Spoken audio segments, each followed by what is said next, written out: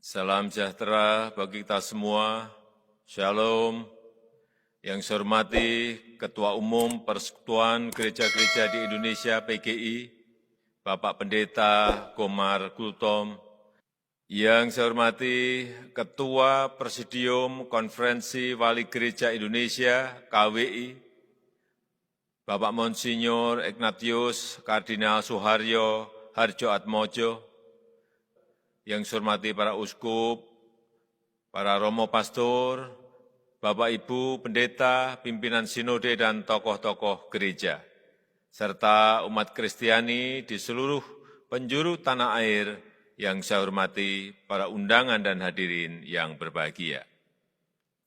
Tahun ini merupakan tahun kedua Natal dirayakan dalam suasana kesederhanaan, tanpa kerumunan, tanpa keramaian, namun tetap khidmat penuh kegembiraan.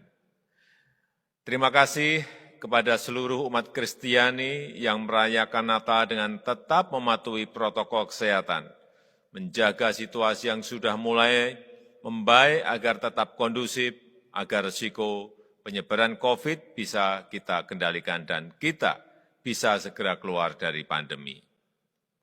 Bapak Ibu yang saya hormati, hampir 2 tahun ini kita menghadapi ujian yang berat, ujian ketangguhan sebagai umat beriman.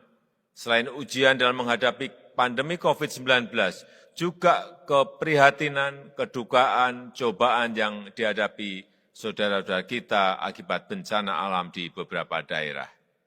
Namun, saya berharap berbagai ujian itu justru memperkuat tali persaudaraan kita dan menjadikan kita semakin kuat dan tangguh. Karena itu saya mengajak seluruh masyarakat dimanapun berada untuk berlomba-lomba melakukan kebaikan, menggaungkan solidaritas dan gotong royong, bekerja untuk aksi kemanusiaan di seluruh wilayah Indonesia. Kita harus terus menggugah kesadaran kita untuk membangkitkan jiwa kemanusiaan, menggerakkan naluri persaudaraan untuk bertindak dan membantu sesama.